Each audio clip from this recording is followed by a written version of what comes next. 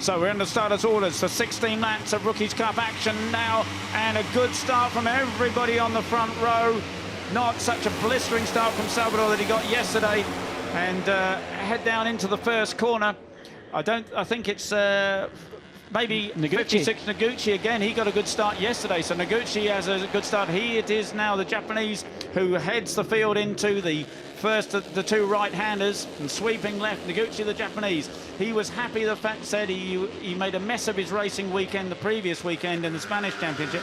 He said he came here determined to finish race 1, and he's going to push harder in race 2. Well, we've already seen signs of that. So great start from Noguchi, but he's already under pressure from his Japanese teammate Cooney.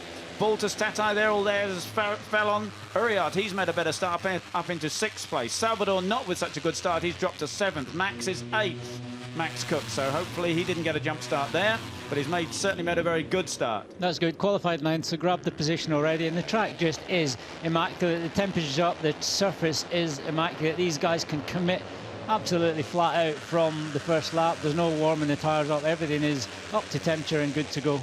And Noguchi had the advantage, but underneath him comes Yuki Cooney on the number 92 machine. So yesterday's winner, Yuki Cooney, is already into the lead.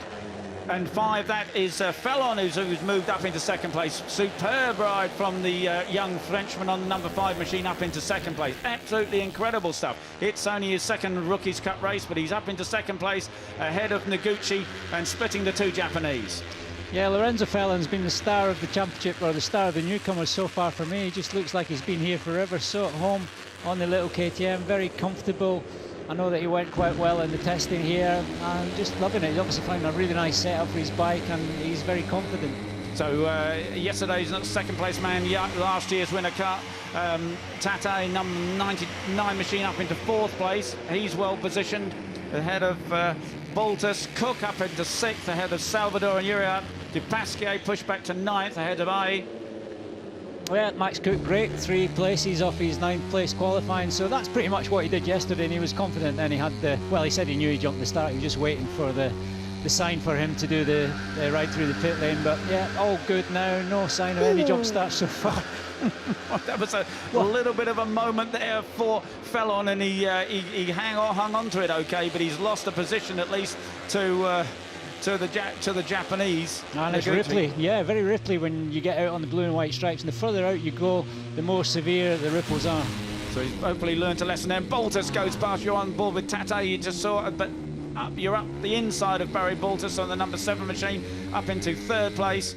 So it's all on at the front of the field. Superb stuff. Yeah, great onboard stuff from 99 Carlos Teti there. He's strong in the brakes. We saw that yesterday. That was one of his strongest points. Barry Baltus also enjoys some late braking. So it is still Cooney on the 92 machine who has the advantage.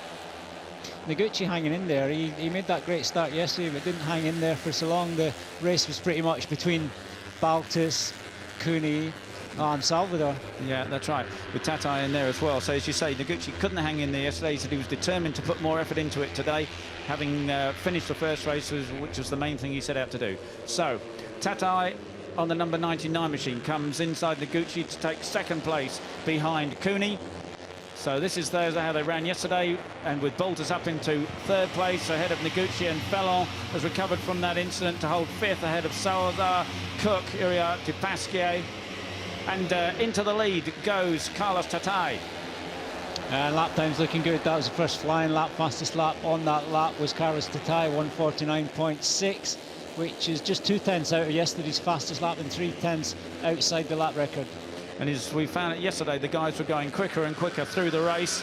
As Neil said, track temperature is different here today. Let's see how that affects things. But it's Teti, Cooney and Baltus, the 3 men who got away from the field yesterday. Chased hard in the early laps by Salvador, but he dropped back at the man. Now those trio have really broken free. Wow, that was interesting. Yuki Cooney taking the defensive line down the inside, and Carlos Teti taking a more conventional line, getting a nice run onto the back straight and easily coming past him. So very much the same riders involved as yesterday, and we've got a faller. That's Billy Van Aert, the Australian. He was unlucky yesterday. He slid off yesterday, didn't he? Yeah, he went for a gap that closed up on him. We don't know exactly what happened here today, but obviously he's okay, which is great to see. That's the main thing. But 2 DNFs for the young Australian. Still Teti with the advantage over Baltus now, with Cooney pushed back to 3rd place. As I was saying, the same guys, Fellon, Noguchi, Salvador, De Pasquier are chasing. Yesterday they couldn't hold these trio. Let's see if they can. Max Cook hanging in there in 7th, then Uriarte, De Pasquier, Agi in 10th. Yeah, these are very serious men at the front. It's going to take a lot to hold them, as they still 13 laps remaining as Teti crosses the line to complete lap 3.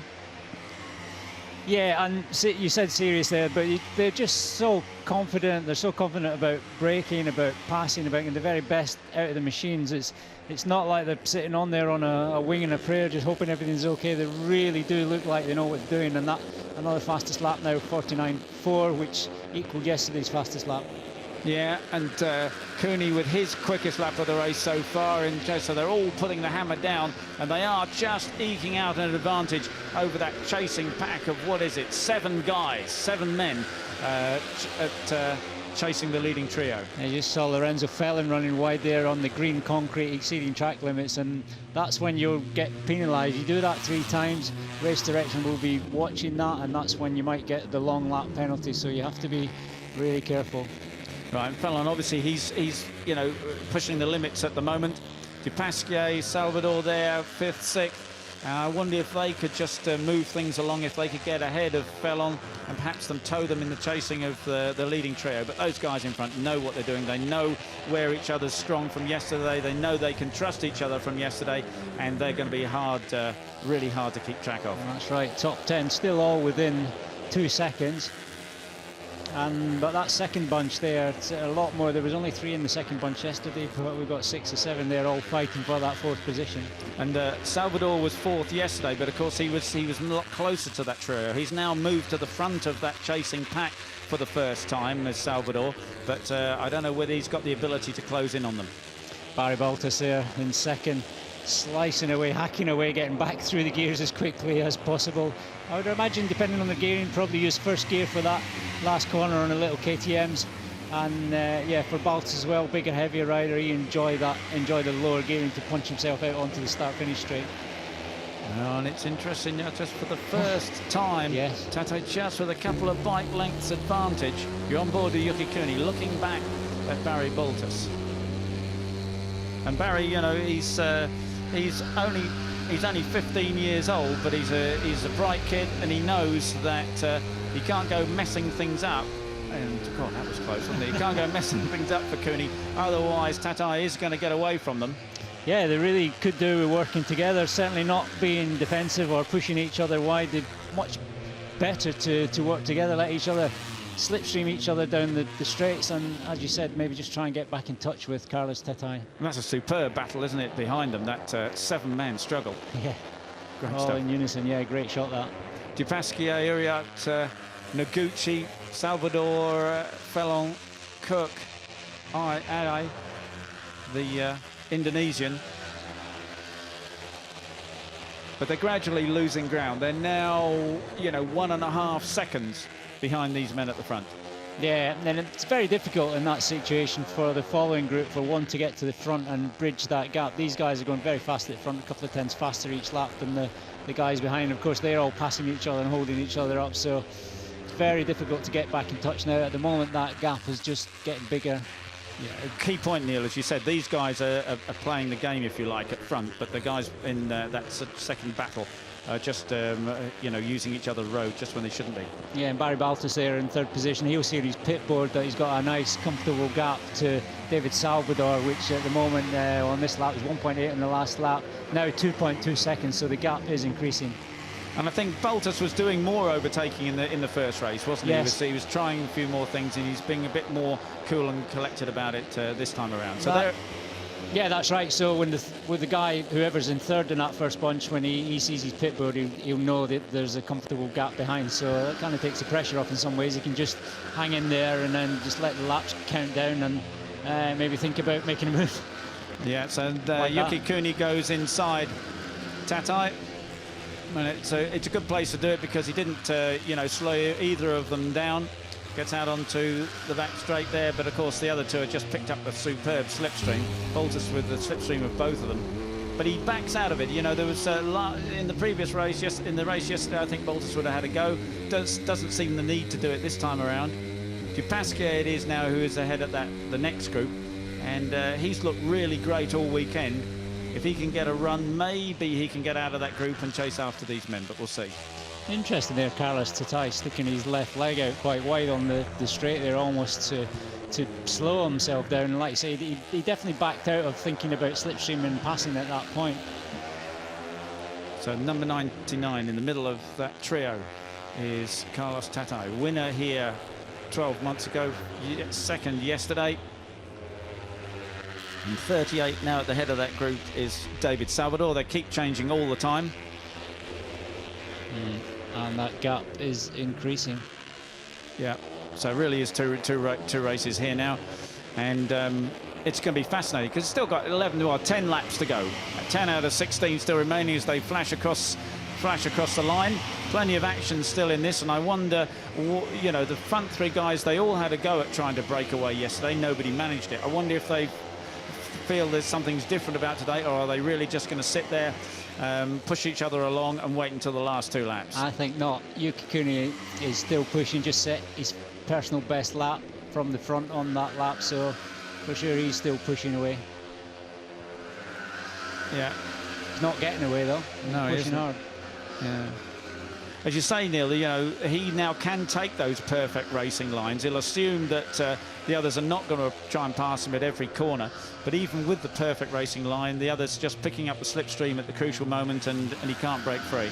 That's right. That's easy to gain time and get back in touch, just sitting behind there on the straight. And it looks like that's what he's doing. They're not attempting anything silly at this point. Still 10 laps to go, or 9.5 laps as they head round here. But each of them seems to have pretty much identical lap times for all three of these guys. Yeah, and Baltus is looking a lot cooler and calmer than he did yesterday. He's much less in a hurry. Has a look there, just this is where he actually made the pass at the end of the race yesterday, and he said I had third gear and I was on too tight a line. Teti had second, and that just gave him the drive, and that's where he lost it on the last lap. So he's learned from that. Lost another rider, lost their Swiss newcomer Noah Deckwiller. He jumped off, but he is now off to medical centre. Hopefully he's okay. So somebody else benefiting from the Alpine Stars airbag suits. They really are great things to have. The very best. So you're on board with Yuki Kuni, the leader, looking back at Carlos Teti and Barry Baltus.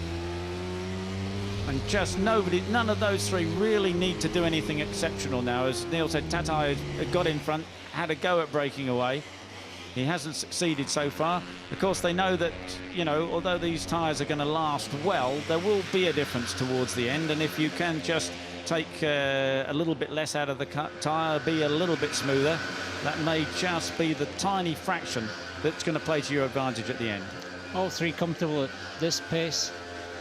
Yuki Kuni sticking his right leg out there as he head into turn one. Lovely, nice little slow-mo shot as he gets into position. Nice body position there, pulling it in back to the apex. Carlos Teti, now his turn to take some time at the front. And Baltus up into second place. Yeah, Baltus sitting there watching, and yeah, that's actually perfect there for Yuki Kuni. Looks round and sees that there is no one behind him, so he knows it's a three-way battle to the flag. No pressure from behind. Yeah, a very simple race in Rookies Cup terms. yeah. And really, Neil, you can't, I can't see any of those guys with a significant advantage. Can you spot anything that's really one guy looking better than the other? Not at all. Only that Yuki Kuni just seemed to have a plan on the last lap.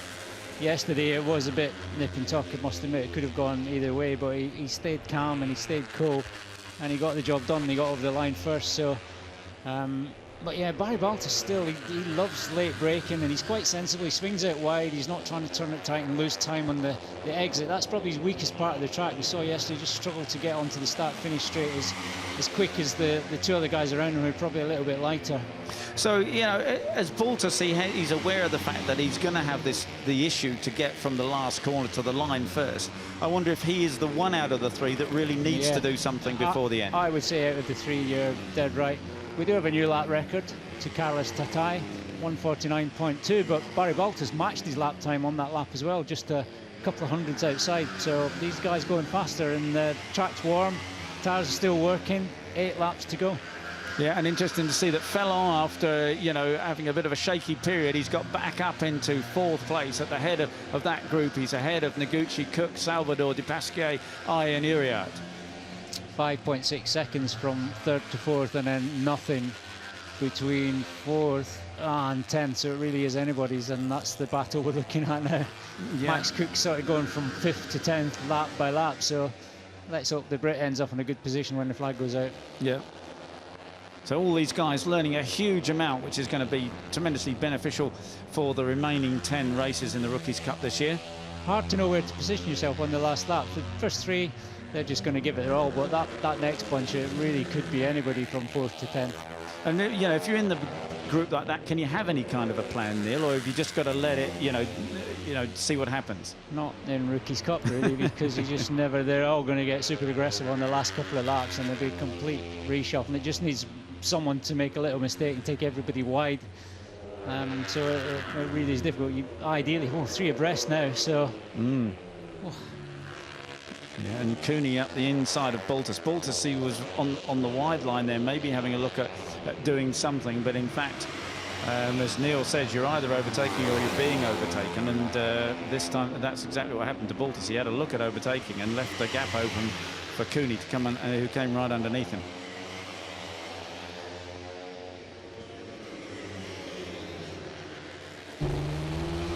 Noguchi, he's managed to get himself in front of the following group. He's up to 4th, Fellon 5th now, Max Cook 6th, David Salvador, who was a much stronger finisher yesterday, going over the line pretty much with the front guys, in 7th, Pasquier in 8th, and Adji in 9th.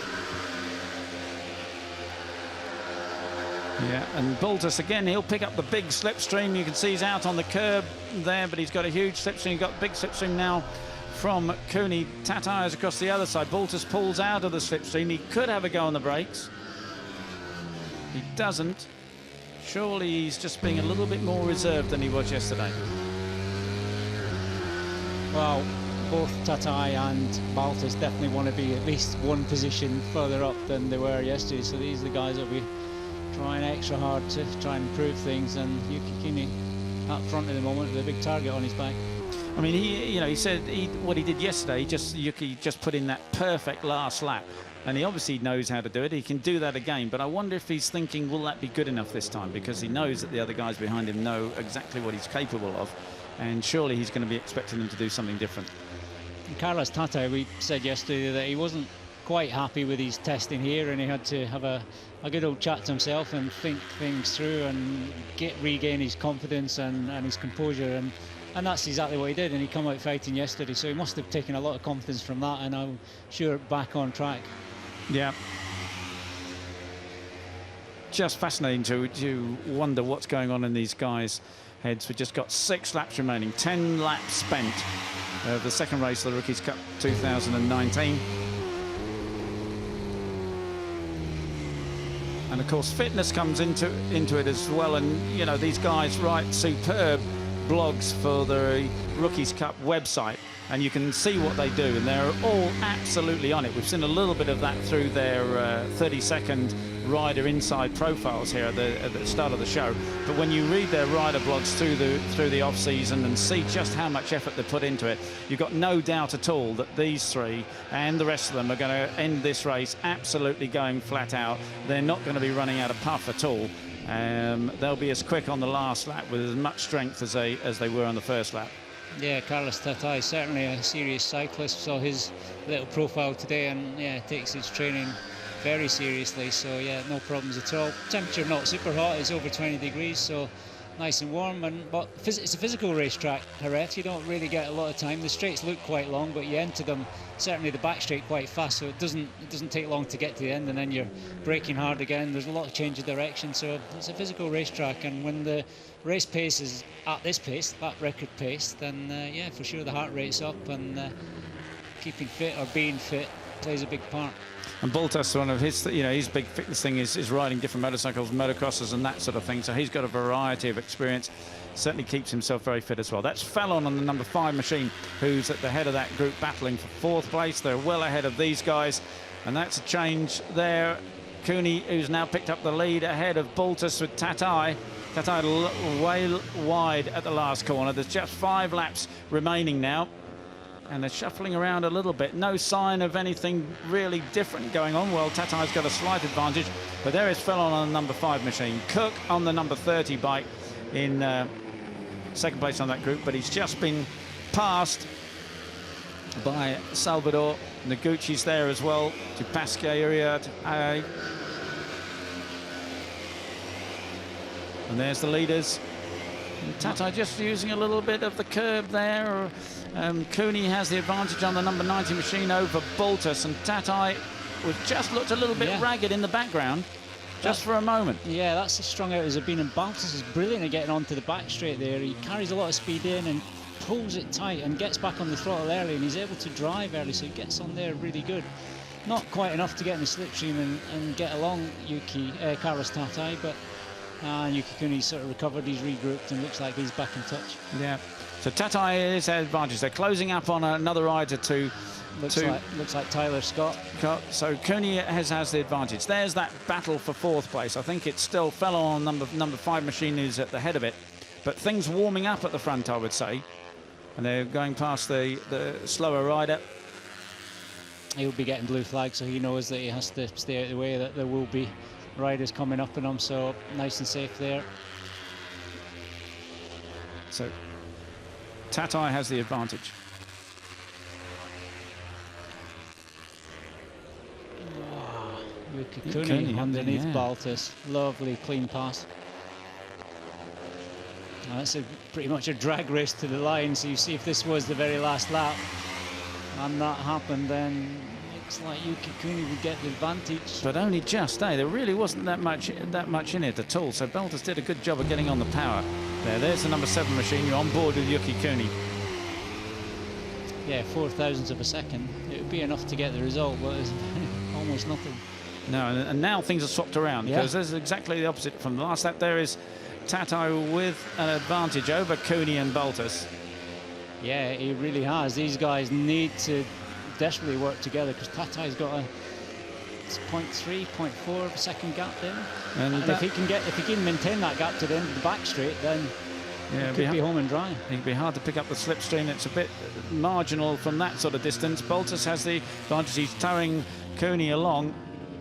And Teti just he didn't, give him a slipstream down the straight there. Baltus was late on the brakes, but wide. Yeah, tried to grab a bit back in the brakes, but missed the apex, went wide. And Yuki Cooney had to go with him. And this is the best chance that Teti has had to make a break for it. Yeah, if he can keep his lines nice and tidy, nice and clean, then he's certainly in good shape. But it's going away, isn't it? I think Baltus has already taken 1/3 of that gap. And the pit crew, if it's his dad, he'll be able to see the sector times, because he'll see if he's got an advantage, and if he's quick, he can get that information onto his pit board. But it would have been a waste of time, because you can see that Baltus has closed up again. Yeah, he's got that tight line, hasn't he? Yeah, as you say, Neil. It works, and Cooney was a little bit wide, so quite close there, but they're all bunched back together, so it's still a 3-way battle to the flag. Yeah, so that sort of 6 bike lengths that he has gone completely. 3 laps remaining. Well, they've both tried it. Cooney has had a go at splitting. Teti has had a go. Baltus we haven't seen really have a run at the front yet. Well, he's certainly got some pace, because he managed to pull that little gap back, so he's it's definitely not all over. He's tagged himself on the back now. Yuki Cooney, it's the one that's not as strong as he was at this point of the race yesterday, but maybe he's quite happy to sit there. It's not a case that anyone's taking the time and saving the tyres. That just doesn't happen in Rookies Cup racing. That was the confidence of Baltus, because he was out there, he was moved over a little bit by Teti onto the ripple strip, but he kept it power on, and he's now leading down the straight there, really for the first time with any kind of advantage whatsoever. He's late on the brakes here, the others close up on him, but he's going to hold that advantage. You're on board with Teti, you're in front of Yuki Cooney, and for the first time, Barry Baltus has the advantage. He knows where he's strong, and he knows the parts of the racetrack where he's got an advantage. Look at these guys. Oh, they've all bunched up now. We've got... Fell on at the group at the head of it. 10 in this bunch now. Well, he was, but it's now Noguchi who's gone past him. Oh. Yeah, Dupasquier, then Sick, Cook. Okay, superb stuff. Well, Baltus, as I said, you know, he's the one guy I think couldn't afford to wait till the last lap.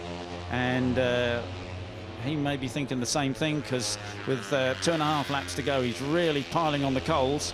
He certainly is. I'm impressed. And it'll be so interesting to see how he gets in and out of this last corner. Yeah, if he can, well, he's got enough of a gap that if he can get on the gas here and get a good drive out here, he will get to the start-finish in front. And if he can maintain that to the last lap, 2 laps to go as the pass. Impressive. Very impressive. He was on the green there. He's obviously knows he needs to have the big lines there and use all the road, but he was on the green. He can't afford to do too much of that, otherwise he's going to be actually having a long last lap. That would be a disaster. He's lost the big advantage that he had, but he's coming to the section where he grabbed that advantage a lap ago. Here he was so big and brave into that long, fast right-hander onto the back straight, and this is where he got away from them. Using... Hola, probando backup. 1, 2, 3. He's definitely strong here. Yeah, great again, but this time they're close enough to pick up the slipstream, aren't they? Yeah. You know, he kind of was a bit further ahead last time. Will they try and do him on the brakes? Because what he wants is for the 2 big guys behind to mess each other up a bit. He covers his line, he gets over to the right-hand side of the circuit so they don't slipstream past down the inside. We know he's strong in the brakes. That small gap he had has disappeared. Yeah, but he's holding on to the advantage. He's just saying he needs to have an advantage going into that last left-hander onto the start and finish. He can't afford to have the guys this close, but they're pushing each other really hard. So Baltus has the advantage. You're on board with Carlos Teti in front of Yuki Cooney. And again, he's just eked out a couple of bike lengths. Of course, if this was the last lap, he'd be looking good, wouldn't he? But it isn't the last lap. It's 2 laps to go. Teti was clever at passing yesterday. He definitely had a few passing manoeuvres up his sleeve, so he might need to dig deeper, have a look up his sleeve on this last lap. Baltus leads. He's still got enough of a gap to get to the flag first, but he's not going to get away from these 2. No, he isn't. But the 2 behind have really got to be clever, haven't they? Because if they mess each other up, it's Barry's race. Because Baltus now has the advantage, only from a fraction from Carlos Teti and Yuki Cooney. A sensational last lap here at the Red Bull MotoGP Rookies Cup. It's the Japanese behind. It's Noguchi who has that fourth place. But the battle royal is on at the front. It's Max Cook behind him, then Fellon.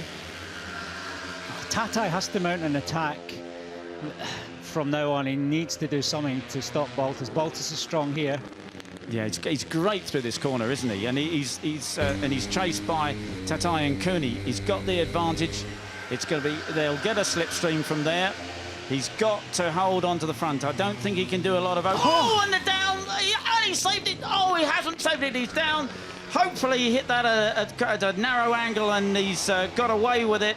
But that was a frightening accident. Just one of those things where they were very, very close and they both just moved over in the wrong direction there and touched. And, and Barry went down. What a tragedy for the young Belgian. He's off, but he's walking. Fantastic stuff. You know, the safety equipment, the Schubert helmet, the Alpine Stars gear has done its work. It's saved him. But that was a scary incident, just a racing incident there. And it's Carlos Teti who has the advantage over Yuki Cooney. Barry's walking away from it. obviously disconsolate, but you know, thankfully he's uninjured, obviously, and it's Carlos Teti who has the advantage over Yuki Kuni. Can Kuni go down the inside on the brakes into the last corner? He's looking up the inside. He doesn't do it. Teti has the advantage. As long as Teti can get the drive, he's going to repeat his win from last year, reverse the positions just as he did last year, and Kuni will pick up second place. It is Carlos Teti that wins from Yuki Kuni. Absolutely sensational. I don't think we're going to see any blame apportioned to either of those two guys in the incident with Barry Baltus. It was just one of those things. Laurent Fellon, it is, who will get on to the last step of the podium. Yes, the number 5 Frenchman takes third place. Superb stuff ahead of the pack there. Absolutely brilliant. Bartelli it was who came through into 4th place ahead of Dupasquier, Noguchi, Salvador, Uriart, Cook, Escrigue, and I. Absolutely fantastic stuff. And what a race. I'm so sorry to see Barry go down. I'm sure we're going to see a replay of that and try and figure out exactly what happened, but they were all just, you know, moving around a little, hunting for the slipstream, and unfortunately came together there. And thankfully, I mean, Barry held on to it and got things, and it was slowing down obviously all the time before he finally got pitched off and into the barrier. Unfortunate. It's something that can happen. The rider's moving across on the straight, but if ever seen an Alpine Star's airbag suit do its job was then. As soon as he loses contact with the bike, that airbag goes off, and then you saw the bike hit him again, but by that time the airbag suit is inflated, and it just saved any kind of serious injury. So really good to see that he's all in one piece, but really unfortunate. And yeah, a racing incident and something, and 100 miles an hour, 160 kilometers, so yeah, absolutely great to see him all in one piece. What a great race. Just too bad that they had a podium finish and we didn't see what was going to happen. But and we're just hearing some news here that actually Laurent Fellon is penalised 3 seconds. It must have been for something that he did on the last lap, or perhaps the last couple of laps. I didn't see him get a penalty at all. So he will be deposed there from the podium position. It will be Bartelli, the Italian, on the number 28 machine, that will take up the third podium position. Matteo Bartelli, the 15-year-old Italian. So that's most unfortunate for Fellon. As we heard him in the post-race interview, he was in the Parc Fermé in 3rd place, but has now been awarded a 3-second penalty. As I say, that must have been something that happened on the last lap or so. Well, it could have been that he was going outside track limits, and he maybe did it one last time in the last lap, and they can't give him the long lap penalty. So in that case, they have to give him 3 seconds, which is kind of what the long lap costs you. So I guess they've just added the time on there. And that's put him down now to 11th position. So because it was such a big bunch that went over the line together, quite often that could mean 1 position downwards, but this time it means he's gone from 3rd to 11th. So anyway, he can take solace that he had a fantastic ride and he's on the pace, and he can go to the next one and push hard. So that now means that it's actually Salvador who will leave Jerez in 3rd place in the championship. There's the confirmation of that. Teti and Kuni a joint top at 45 points each. David Salvador, after his superb 4th place yesterday and his 6th place today, he is in 3rd place. And there's all the point scorers going down.